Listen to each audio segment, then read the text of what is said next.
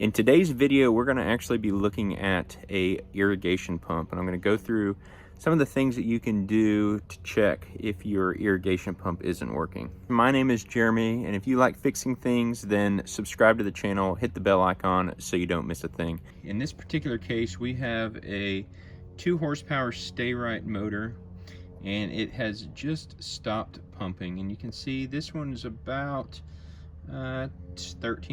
16, let's see, 2007. So yeah, we're going on about 18 years old, this pump is. And so what I want to talk about is sort of all the different components that you'll find when dealing with irrigation and what you can check for.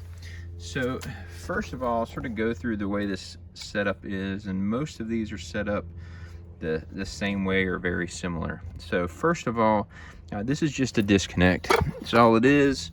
There's just a switch you can disconnect the system if you're out here working. There's generally also a breaker in the house. So one, you can make sure that your breaker works. If it's just not doing anything, make sure your breaker is not tripped in the house. Make sure this is on. The way that these work is this is an irrigation pump.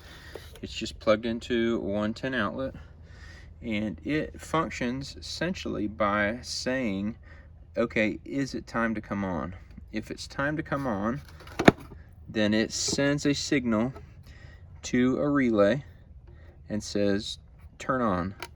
The relay closes and it sends power to your motor.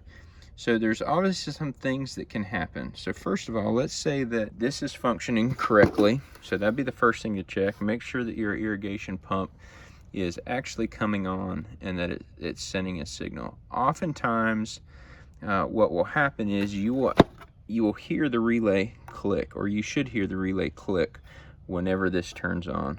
If you don't hear that click and your pump is doing nothing, then this is likely the place to start. Go ahead and make sure that your relay is good.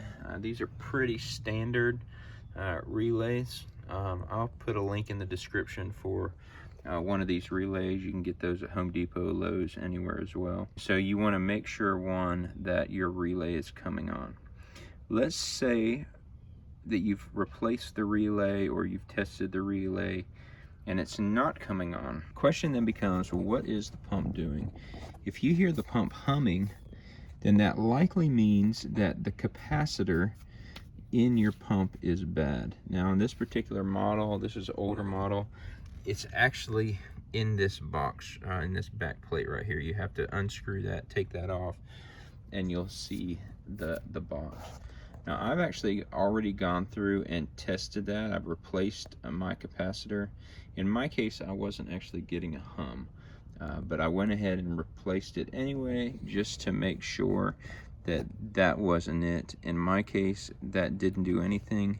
This pump, in my situation, in my case, is just dead. It's not doing anything. In fact, at one point I saw a spark out of the back. It's just that the pump is dead. The irrigation timer is functioning correctly. There's no issues. It clicks on, it turns on. I've already replaced this relay. It's clicking, it's doing what it should do, and I've even got a voltmeter and checked the voltage on this line when the relay turns in, and I'm getting 230 volts. So basically everything is functioning correctly. Timer comes on, clicks on the relay, sends 230 volts to the pump. But in this situation, the pump is just not turning on. All right, so because everything seems to be working except for the pump, we're gonna go ahead and replace this pump. Now this is a 2 horsepower, 240 volt pump. It actually can run at 115, 110, or 240. So we're gonna go ahead and replace this with the exact same pump that's in here. So this is the new pump. It basically looks identical. The only difference is it has this part here. I'm guessing that is probably the capacitor on this model. So we're gonna have to pop this cap off, hook up that electrical whip. You can see here the fittings I've already put on. We're gonna have to glue some PVC fittings in there.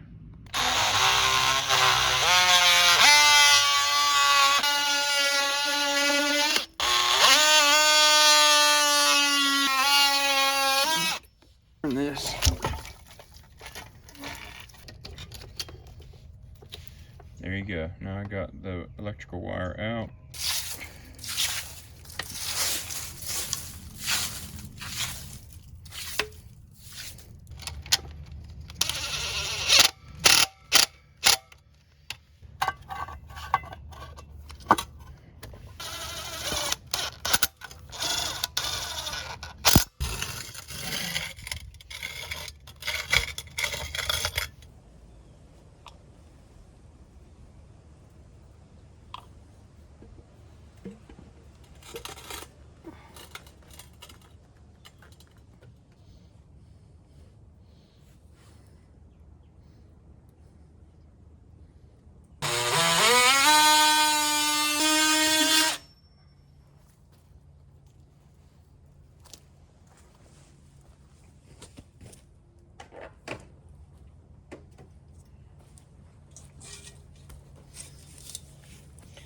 All right, so now that that's done,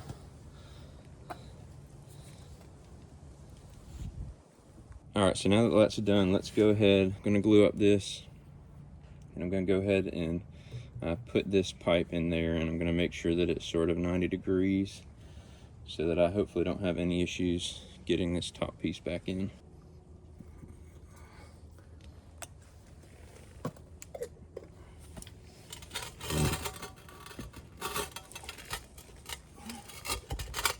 All right, so for some reason that existing pipe would not fit in here, so I just went ahead. I got a new 2-inch pipe here. I got a new 2-inch T, and I had an 1.5-inch pipe. I just joined it all together.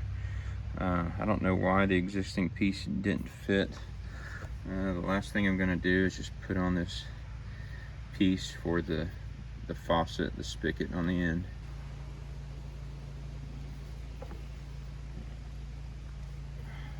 When you're putting in these fittings, make sure you hold them in for a second so that they can set.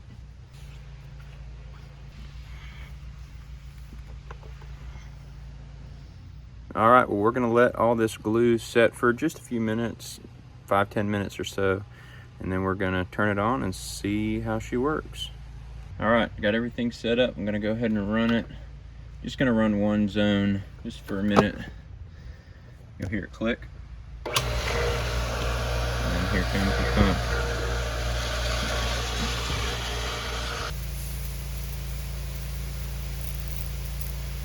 All right, that's it for this video. If you want to follow along as I fix stuff around my house, subscribe to the channel, hit the bell icon so you don't miss a thing.